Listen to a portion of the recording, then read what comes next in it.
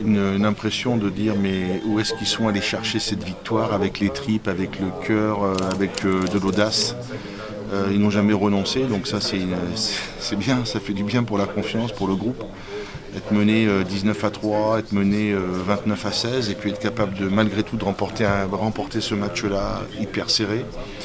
Voilà, ça prouve que Grenoble a encore envie de continuer l'aventure et puis d'aller un petit peu plus loin et pourquoi pas, même si les Harlequins sont favoris, pourquoi pas réaliser un exploit au Stoups. Voilà, mais en tout cas ce soir c'est je pense une magnifique victoire pour le travail qui a été accompli. Il y a eu beaucoup d'applications toute la semaine, on a senti une certaine énergie, une atmosphère très consciencieuse, en étant bien conscient du gros défi qu'on allait jouer parce qu'on avait bien étudié cette équipe du Connacht et on l'a retrouvée exactement à ce niveau-là.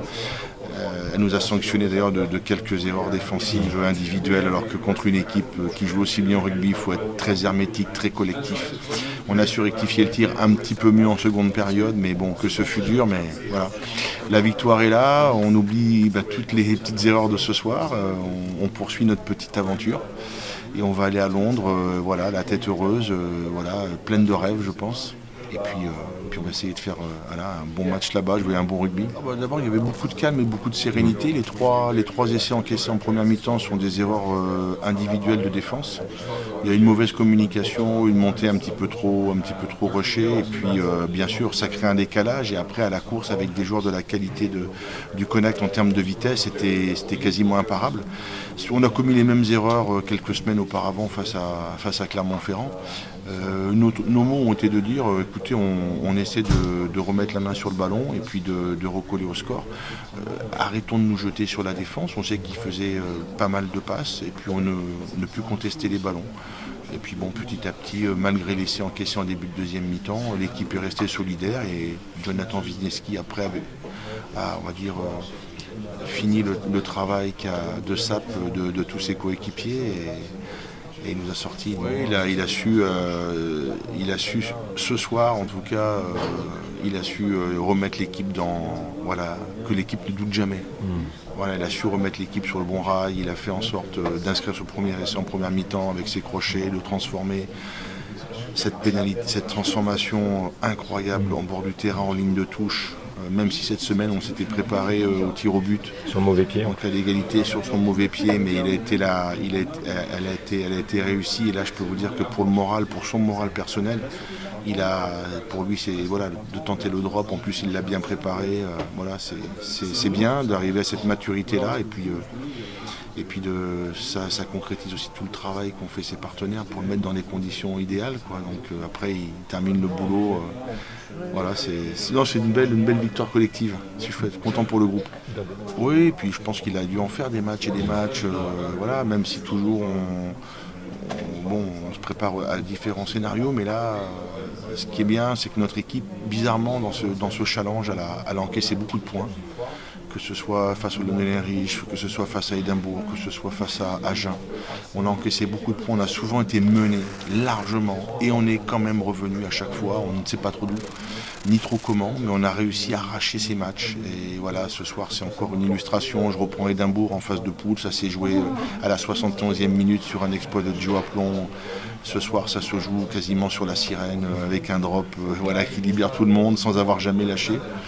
Voilà, je pense que ces victoires très courtes finalement, elles ont une saveur particulière et ça procure un immense bonheur de partager ça avec les joueurs. Moi, je pense que forcément ça donne, je ne sais pas ce que donnera notre fin de saison, j'en sais rien, mais en tout cas on se donne les moyens de vivre une fin de saison un petit peu différente des saisons passées. Oui. Donc on va déjà vivre une belle aventure. Comme vous l'avez souligné au début de notre conversation, c'est une demi-finale, c'est quelque chose d'historique pour le club, ce club qui a plus de 100 ans. Donc voilà, je pense que tous les joueurs qui ont été cochés sur cette feuille de match, toute cette équipe, tout ce squad qui est là cette saison, il va écrire un beau chapitre de l'histoire du club. Et moi, je suis très, très symbole, et ça, ce sont des choses qui me marquent et qui sont importantes, quoi. Moi, je suis comblé. C'est vrai que de vivre ça, en plus, avec un staff irlandais.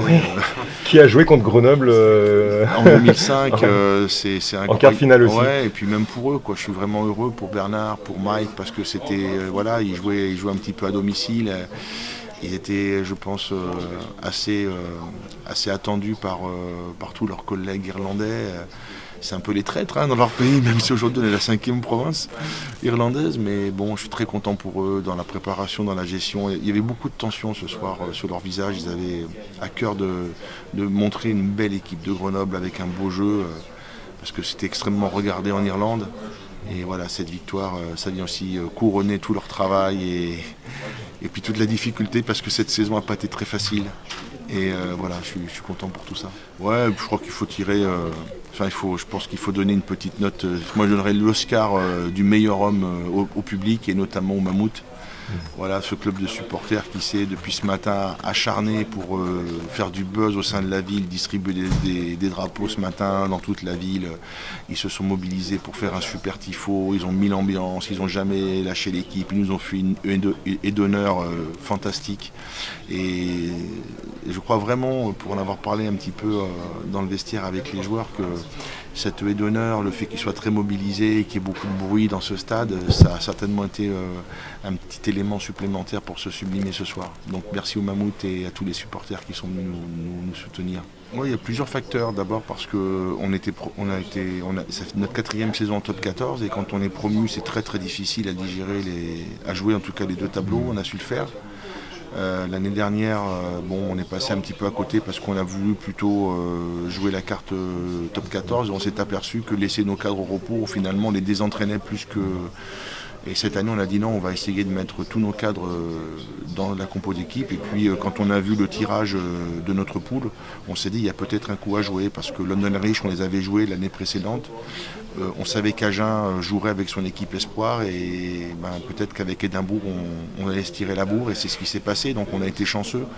Je reviens aussi sur ce parcours qui est incroyable, parce que c'est un parcours on va dire que voilà... tout nous réussit, quoi. On gagne des matchs qu'on ne doit pas gagner à la dernière seconde. On a fait des bonus offensifs qu'on n'aurait pas dû prendre. On finit premier, donc c'est un quart à domicile, chose auquel on ne croyait pas. Édimbourg se fait sortir, c'est London Irish. Enfin bon, voilà. Et on prend le Connacht qui finit 5e, qu'on connaît assez bien. Donc voilà, tous les paramètres font que cette année, c'était peut-être notre année. C'est peut-être notre année d'ailleurs. Par contre, champion Je ne voudrais pas dévoiler, mais je sais que lorsque le Stade des Lumières a été inauguré, Fabrice Estebanez était présent lors du premier match, et il a fait une photo en disant, les gars, honnêtement, je vous dis qu'il est pas mal, et je vous donne rendez-vous le jour de la finale. Donc est-ce que c'est prémonitoire? J'en sais rien. Et il nous reste 80 minutes pour essayer de rendre ce rêve réalisable, mais comme cette équipe elle est un peu faux folle, tout est possible.